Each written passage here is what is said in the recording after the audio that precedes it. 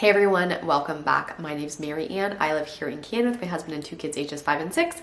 I make videos on simplifying life and motherhood through easy, simple organization and living with less. And I am so pumped for today's video. I've done a few 30-day challenges before, but this is my first time doing this one. Today is September 1st, and for the month of September, we are going to be toy-free. So our house is going to have no toys in it. We are packing them all up. We are tucking them away for 30 days, and we're gonna see what happens. I chose to do this challenge for a few reasons. We don't have a crazy amount of toys, but we have enough toys that I find I spend a lot of my time tidying them up, cleaning them up, maintaining these toys, looking for toys. And really, I find at the end of the day, our kids don't play with them. They have certain things they play with. They have certain activities they do all the time. They are outside. They are playing catch. They are making forts. They are drawing. They are creating, but they very rarely play with all these kind of plastic traditional toys that we have in our home. I have no actual expectations for the challenge. I have literally no idea what's going to happen. In 5 days, I might completely regret this and it might be a total nightmare. I'm super excited to show you guys what happens, to monitor it myself. When you're watching this, 30 days will be over, but as of right now, today is day 1. I have no idea what to expect. We all read about and see all the information about how kids actually thrive with less items, with less toys, with less passive activities. And by spending more time, doing creative things, playing outside, going on adventures. I'm not gonna go too deep into that. I wanna keep this challenge kind of light. I wanna keep it fun. But that is in the back of my mind when I'm thinking about, why do we even bother having all these toys? So hopefully this challenge is going to give us some insight into that. Another thing to note is I was strategic about when we were doing the challenge. So like I said, it's gonna be the month of September, which for us is a pretty easy month. It is when the kids start school. So my kids are going into senior kindergarten and grade 2 this year. So they're gonna be very busy with back to school. They start next Tuesday. They also start their new fall activities. So we are doing football and gymnastics, which start again next week. So that's going to keep them super busy. That'll keep their minds occupied. And September is still pretty good weather here. It starts to cool down a little bit, but it's definitely still fine to be outside. We'll have lots of outside time. Another thing I chose to do was I decided to put the toys away without the kids here. So I kind of debated on this back and forth. One, it's just easier without them here. Like everything is easier when you're by yourself.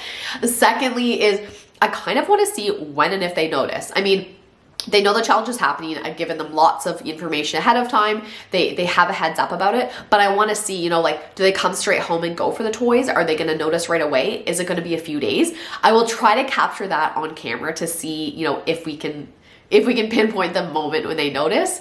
But that was part of the idea behind me doing it right now. So I'm gonna take you right now while I do. I'm gonna show you the different areas where we have toys. I will show you, I'm just like putting them all in a tote. As I'm doing that, I'm gonna explain like a few little details around the whole challenge and the kind of rules I've made up on my own. All right, guys, let's do it. All right, guys, so as you can see, first thing I'm doing is opening up the toy box and taking everything out of there. We have toys in basically two spots in the house. One is this toy box, which sits in our living room, and the other spot is in the toy room, kind of like playhouse thing in the basement, which you'll see in a second. This section, like this toy box, was already like fairly organized. It was pretty easy to do. I just tossed things in. I got rid of like a couple little tidbits as we went, like just if there's any little garbage in there or anything. But otherwise, I just packed everything up. You can kind of see that's all of their little go-to toys. And the ones in the toy box are ones that they generally play with more. So you'll see them kind of thinking too, like that bat or that glove and baseball I put outside in the garage, I think. Then you can see we went into the tree house. We call it the tree house. I have no idea why, I can't even remember, but it's like our little toy room, playroom. It's really just like almost like a crawl space area in our basement.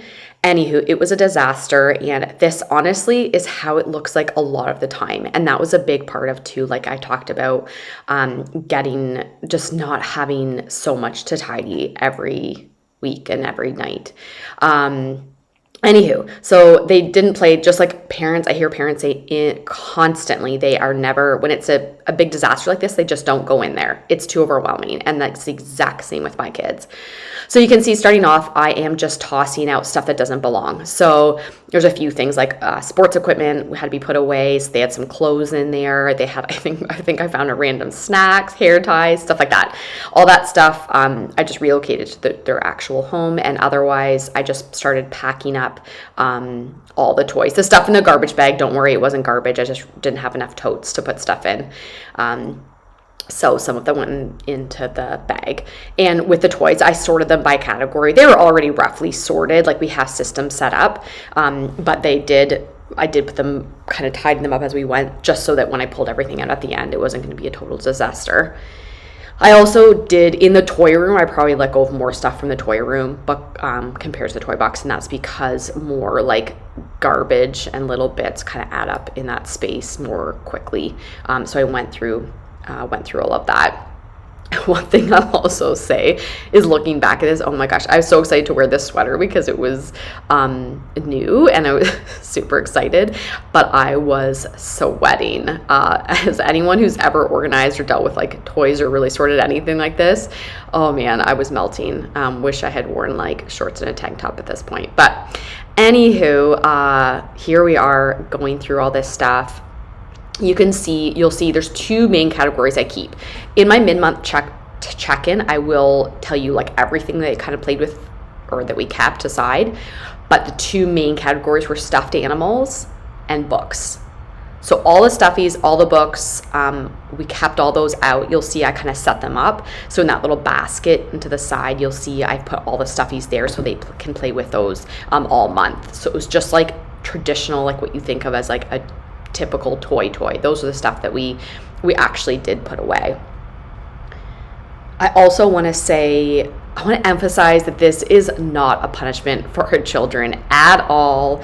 I've had a couple people like push back on this idea, and it's obviously not for everyone, but I really truly believe, like, obviously I love my kids, I want the best for them, like we all do, and I think they are like little blessings straight from heaven, but I also feel like, I really truly feel like them learning and what they play with and how they play in the day is not always just with toys, and honestly less with toys, less and less every year, and more just like learning as they go and as they're doing things along with us.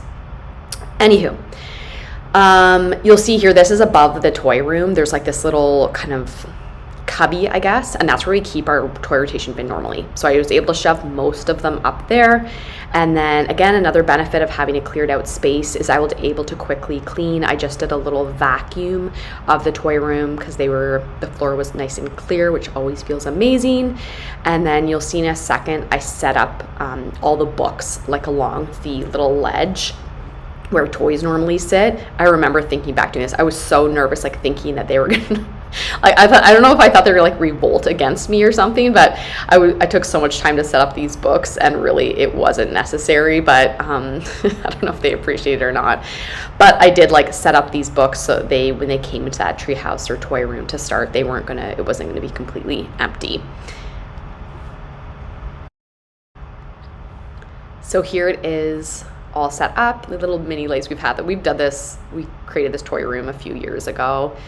It looks really creepy in video, I feel like, but in real life, in person, they think it's really cool. So, and there's our toy box, empty, and this is how I left it, and this is what they came home to.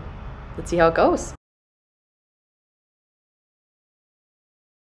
Okay guys, we are at day 20. We're a few days late for a mid-month update, but close enough, you get the idea.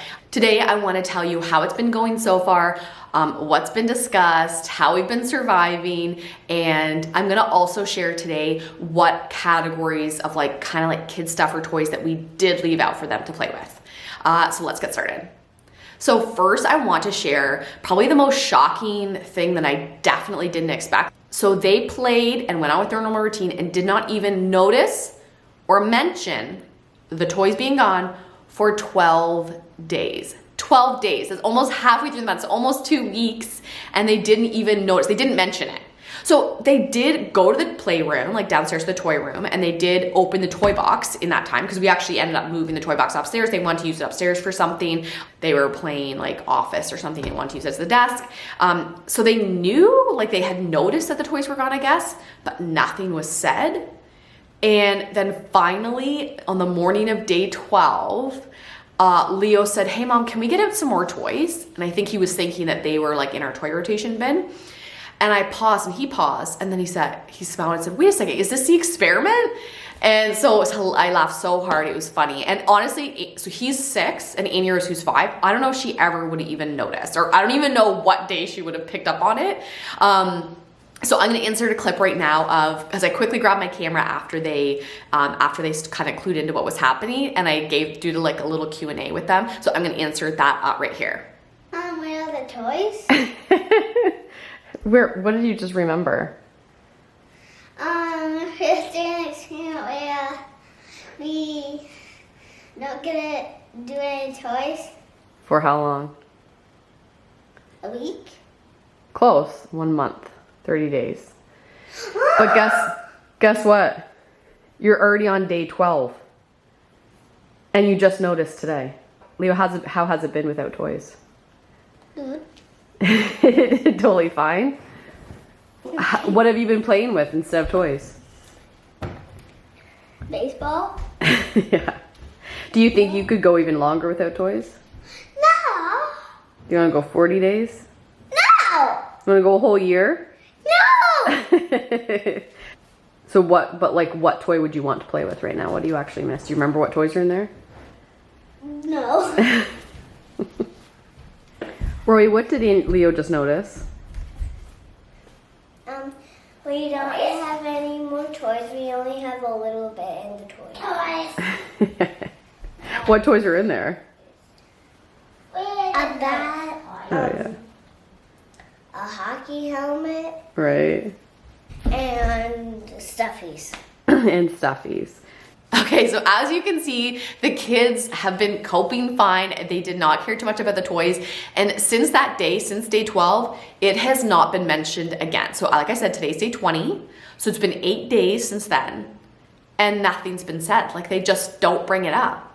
Nothing, they just go on with their day, they carry on, they use what they have, and they have not complained once. I expected them to be okay, but they are way more okay than I expected. Like, it makes me laugh. Like, every day I'm like, I just can't believe it. So I do want to share today what toys or categories we did keep and like what they've been playing with. So I did mention in our first video, I left out toys, or stuffies and books. So they definitely obviously been playing with those a ton. But other things I did keep was bath toys. Partially, I kept a bunch of these categories because honestly, I was like tired of putting stuff away and boxing it up, and we ran out of space. So partly it was laziness. And I also was kind of like worried, like, what if they, you know, like have meltdowns every day because they don't have anything to play with? So I kept bath toys, which they do use periodically. Half the time they sit there for 30 minutes with a face cloth and I don't know what they're doing in there. Then the other times they do ask for toys sometimes. So I'm glad, am glad I left those and they have been using them. Another category I guess 4, would be that we left outdoor toys. So all of our outdoor toys are out there. So bikes, mainly balls, like bats. Leo's really into baseball right now, football. Amy-Rose has this like decrepit hula hoop she sometimes plays with out there, stuff like that. We have been outside a lot and they've been using all that stuff. So again, like I'm glad I left that. Another category I left was craft stuff. I didn't even question not leaving out paper and markers because they use it every day, multiple times per day. The next category I left, I was debating about at the beginning was board games and puzzles. So I did leave them out. Again, mainly because I was like tired and sick of packing stuff up. And they don't use them a lot anyway, but I did leave them out. Leo does not care. He has no interest in them, but Amy-Rose does pull those out periodically and play with them. And then the last thing is our nuggets. So I don't know if depends how strict you are with your rules, I guess. We have a nugget, which is one of those things. It's like a half couch, half toy. I guess you make forts with it. You use it for slides, that kind of thing. The kids do use it constantly. I never even considered packing it away because is it a toy? I don't know. Anyway, we left it out. They have been using it and I'm glad we kept it out. Okay. So that's all the info I'm giving today. I want to keep everything else for a full report at the end of our month. I will be back in 11 days and I will give you a full report. I will share everything with you and I will see you very soon.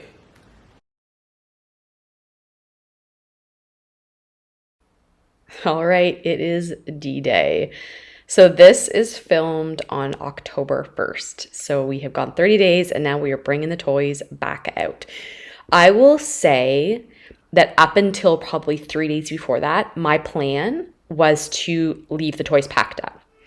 The kids barely asked them. They barely talked about them. However, like I said, but 3 days before this, Annie Rose came home from school. She was like homesick by herself and she said, oh, I'm going to play with my Barbies, and then realized they weren't there. And I had this like little mom guilt kind of creep in. So, and plus I did tell them 30 days. So I kind of wanted to honor that, what I said. So anyway, we went ahead and did it, pulled the toys out. As you can see, like at the beginning, we first pulled them out, it really did feel a bit like Christmas morning. Kids were so excited, mainly Annie Rose. Leo really didn't care. He wasn't even inside when we first started. Annie Rose, however, was very excited. Every single item she saw, she was so pumped for. And so I don't know if this is an age thing, a gender thing, or personality thing. These are the only 2 kids I've ever had.